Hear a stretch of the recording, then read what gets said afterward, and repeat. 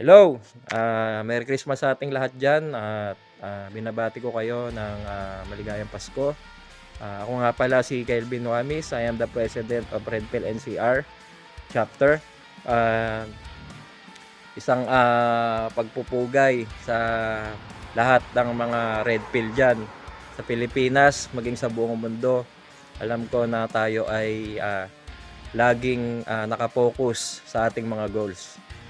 Share ko lamang sa inyo ang aking buhay nung ako ay nasa Pilipinas pa. Ako ay isang jeepney driver. Namamasada ako ng jeep. And sa dami ng taon ng aking pagmamaneho ay na-discover ko yung Redpill PH. Ako ay napunta doon sa mga maling payo. Lagi ako naka-focus sa mga lalong-lalo na sa mga babae, yan.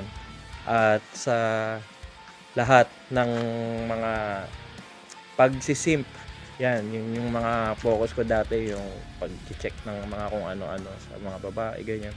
Pagka-addict sa babae, gano'n. Pero alam nyo, nung nag-start ako ng Red Pill, 2022, yun, isa pa akong beta male. Ayun. Pero alam nyo, dun sa tinagal-tagal na pag-aaral ko dun sa Red Pill PH, sa mga natutunan ko, nai-apply ko to sa buhay ko. At ito ang naging daan para ako ay palayain ko yung aking sarili dun sa pagsisimp, sa pagiging blue pill. At ngayon ako ay nandito na sa Europe. At nakuha ko yung aking goal, yung mga nais ko. Ngayon nagsisimula ako to gain more experience here in Europe.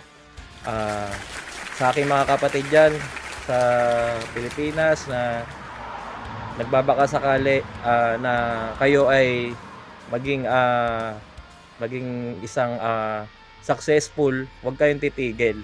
Kasi yan yung isa sa mga gasolina natin para tayo ay umasenso at maabot natin yung ating mga pangarap. Dito sa Hungary, dito ako ngayon nag-work. Patuloy nating ipagpatuloy yung ating nasimulan dyan sa Red Pill PH.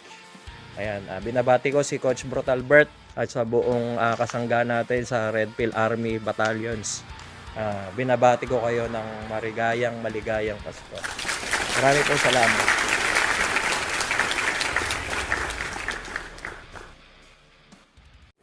Turuan mo ang girlfriend mo o ang misis mo to give love, not only to receive love.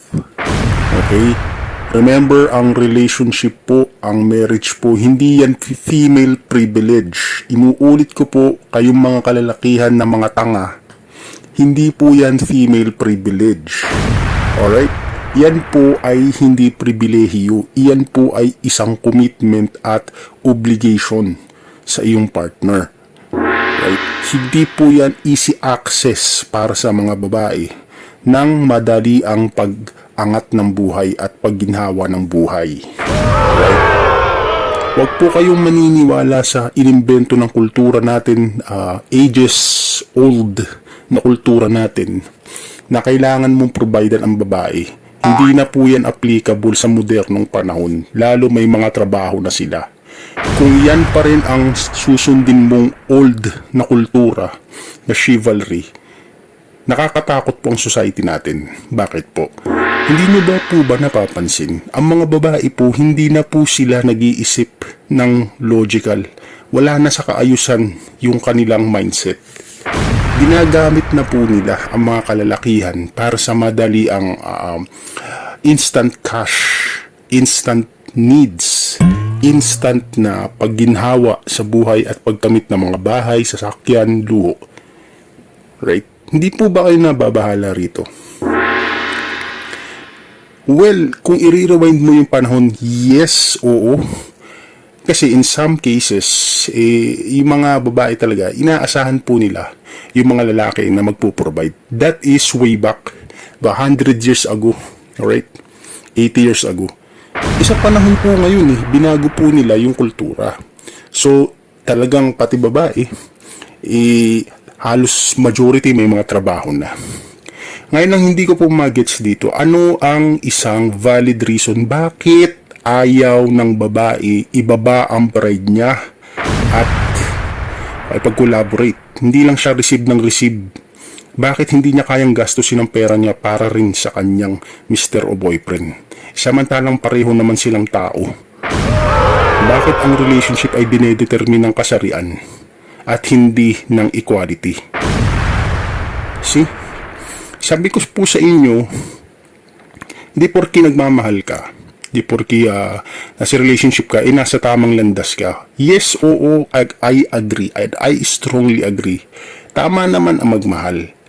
However po, kung tinuturuan mo na yung partner mo, lalo yung babae, na maging hangal, hindi na po yan tamang pagmamahal. Kasi nga po, you are teaching them, alright, to always receive fish, di ba? Not to catch a fish. Bigyan po ninyo ng bigyan yung taong nanghihingi lang ng isda o kaya nanghihingi lang ng pagkain. Hindi po yan masasanay mabuhay mag-isa at magkukusa. Sa halip po, turuan mo yung tao na maghanap ng kanyang kabuhayan, ng kanyang makakain. Hindi yung bigay ka ng bigay sa kanya. Yung batang maliit, providean mo ng lahat ng mga demand niya. Laruan, bigyan mo ng bigyan ng mga hinihingi niyang pera. Ano ang magiging ugali niyan? Magiging spoil yan. Magiging swail yan. Alright? Kasi nga, sinanay mo siya sa mali. Now, going back po. Ang relationship, once again mga kalalakihan, hindi po yan female privilege. Right? Huwag po kayong maniniwala dun sa old culture na sinaksak na sa isip natin na mahalin mo lang yung babae kung talagang lalaki ka, mag-provide ka. Ito po ay isang modus operandi. Yan ang totoo. At tinakpan po nila yung inyong utak na mag-isip din ng critical. Teka, kung talagang romantic love to, bakit ganun? Ba't ako lang yung bigay ng bigay? Bakit dinedetermine siya ng gender? Ba't panay babae? Pag lalaki ka, ba't walang-wala ka? Bakit ikaw ang kailangan mag-adjust sa rule nila? And etc. etc. Di niyo po ba napapansin to? Ito pang hirap po kasi sa inyo di ba? Huwag kayong matakot na mahusgahan na bakla daw kayo, iyakin, reklamador.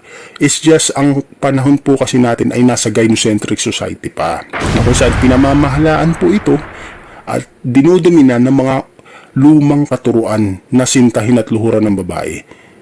Kapag bumaliktad na po ito at nakawala na yung mga bulag na beta male na kalalakihan na alipin ng romantic love, na alipin ng paghanga, pagsinta sa babae, tayo na yung magiging nasa position nila. Right? Kasi tayo naman talaga ang price na lalaki. Hindi naman ang babae kasi nga consumer po siya ng value. Sinabi ko na po sa inyo yan, di ba? Just imagine po yung mga value na pinoprovide po nating mga kalalakihan. Ano ba pinoprovide natin? Right? Of course, pera, di ba? Pera. Then secondly, bahay. Then secondly, luho ng babae, lifestyle ng babae. Pinoprotektahan natin sila at whether we like it or not, kahit nga hindi natin kakilalang babae, hindi naman natin girlfriend, pag na-agrabe yan sa kalsada, puprotektahan natin yan. Yun yung natural instinct natin mga lalaki. So, poprotektahan mo ang girlfriend mo, yung asawa mo, and yung mga anak nyo. Diba? Isusugal mo ang buhay mo, diba? Mawalan ka ng buhay. Para sa asawa mo at anak mo. So, of course, pag namatay ka, hahanap din uli ng bagong kapalit na lalaki ang asawa mo. Ganun lang yan. Ano pa?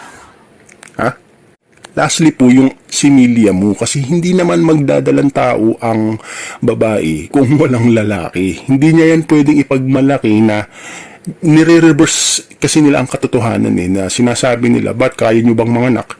Hindi nyo kasi sila sinasagot. Pinapabayaan nyo na at inaatake lang kayo at binibiradahan lang kayo ng mga babae. Sumagot kayo. Ang pagsagot sa babae ay hindi po yan pagiging bastos.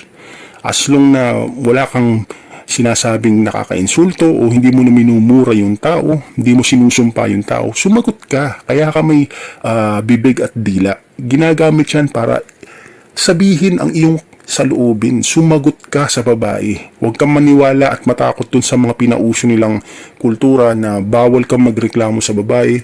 Be gentleman. Ito po ay modus operandi. Isa po itong kulto. Okay? Na kung saan po pinapaniwala nila yung mga lalaki na yung side lang ng babae ang laging tama. Kailan pa magigising ang mga kalalakihan dito, brothers? 2025 na. Remember, dapat malaki na ang kilusan ng kalalakihan. Kasi pababagsakin natin ang lumang mindset at mentality na ito. Papatayin natin to. At balang araw, tayo ang papalit sa posisyon ng mga babae. Right? At marirealize po ninyo na tama ang lahat ng ating doktrina at hindi po ito nananagasa ng babae. Ibinabalik natin sa katinuan ang utak ng mga babae na sinira ng entitlement mentality. Mahal natin sila, pinatitino natin sila. Okay?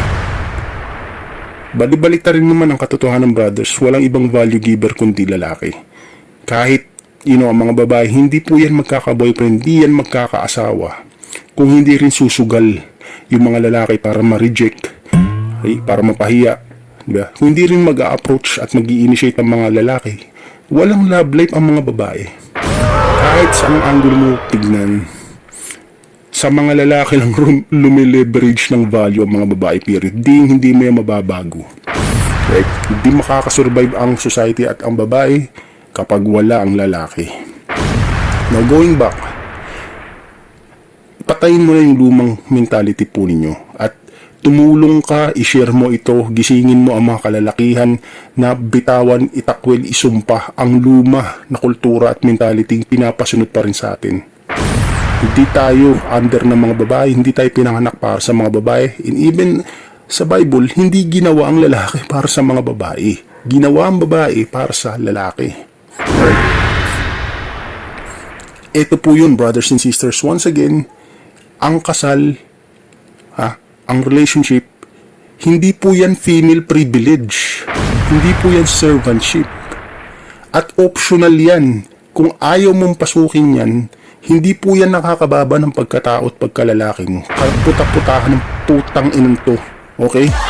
Kaputa-putahan ng putang inang tukot-tiri na to na pinapakain nila sa atin. Alright? At sabihin mo yan sa lahat ng mga magdedebunk sa inyo. Right? Paliwanag mo ang critical analysis kung bakit hindi tayo dapat sumunod sa gynocentric society. Maraming salamat po, brothers and sisters.